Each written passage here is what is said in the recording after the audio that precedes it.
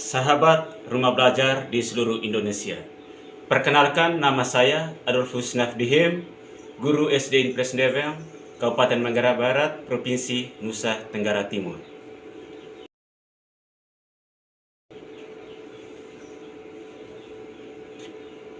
Sebelum kita belajar lebih jauh, apa itu Rumah Belajar? Rumah Belajar merupakan portal pembelajaran yang disiapkan oleh Kementerian Pendidikan dan Kebudayaan yang berisi materi-materi belajar.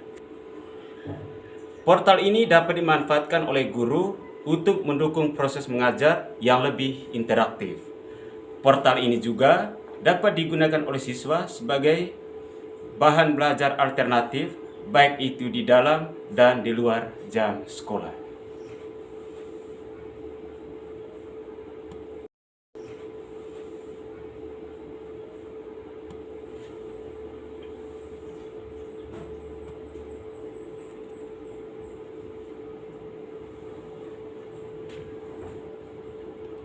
Pada kesempatan ini saya mau menjelaskan alat pernapasan pada manusia.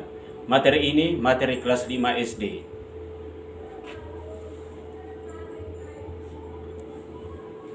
Adapun tujuan pembelajaran, yang pertama sekali itu, siswa dapat menyebutkan alat pernafasan pada manusia.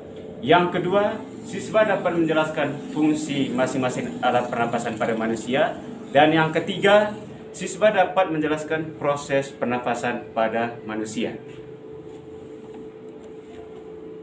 Dan untuk lebih jelasnya, perhatikan gambar alat pernapasan berikut. Kalau kita melihat alat pernapasan pada gambar, yang pertama sekali ada rongga hidung, yang kedua ada laring, yang ketiga trakea, yang keempat bronkus, yang kelima bronkiolus, yang keenam paru-paru. Dan secara berurutan alat pernapasan pada manusia, saya ulangi, yaitu rongga hidung, laring, trakea, bronkus, bronkiolus, dan yang terakhir adalah paru-paru.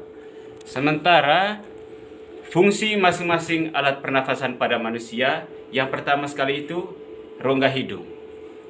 Di dalam rongga hidung terdapat bulu hidung dan selaput lendir. Bulu hidung berfungsi sebagai menyaring udara agar kotoran tidak masuk ke dalam saluran pernafasan. Sementara selaput lendir berfungsi untuk mengatur suhu dan kelembapan udara sesuai dengan tubuh. Yang kedua, laring. Laring berfungsi sebagai menempelnya selaput atau pita suara. Yang ketiga, trakea. Trakea menghubungkan laring dengan bronkus dan menjadi jalan bagi udara untuk masuk dan keluar dari paru-paru. Yang keempat, bronkus merupakan organ pernafasan yang berbentuk cabang tenggorokan yang menyambung antara trakea dan paru-paru. Yang kelima, bronkiolus, yaitu cabang dari bronkus yang merupakan jalur udara di paru-paru. Udara yang Anda hirup saat bernafas akan masuk ke paru-paru melalui bronkus. Namun, agar udara ini bisa menyebar merata ke jaringan di paru-paru, diperlukan saluran yang lebih kecil lagi. Yang terakhir, paru-paru merupakan organ respirasi yang berhubungan dengan sistem pernafasan dan sirkulasi dalam tubuh vertebrata yang bernafas dengan udara. Fungsinya yaitu menukar oksigen dari udara dengan karbon dioksida dari darah. Dan pada intinya di dalam paru-paru ada 3 bagian, ada bronkus, ada bronkiolus, dan alveolus. Nah, di alveolus inilah terjadi pertukaran O2 dan CO2.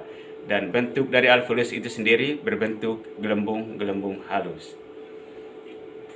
Sementara untuk lebih jelasnya bagaimana proses pernafasan yang terjadi. Udara masuk lewat hidung, melewati proses penyaringan partikel-partikel kecil oleh rambut-rambut hidung, lalu menuju ke trakea atau batang tenggorokan. Udara dari trakea masuk ke paru-paru, melewati serangkaian cabang di paru-paru yang disebut dengan bronkus dan bronkulus, kemudian berujung di alveolus. Dan tempat terakhirnya itu di alveolus, dan di situ tadi seperti yang saya sudah jelaskan, terjadinya pertukaran O2 dan CO2. Terima kasih.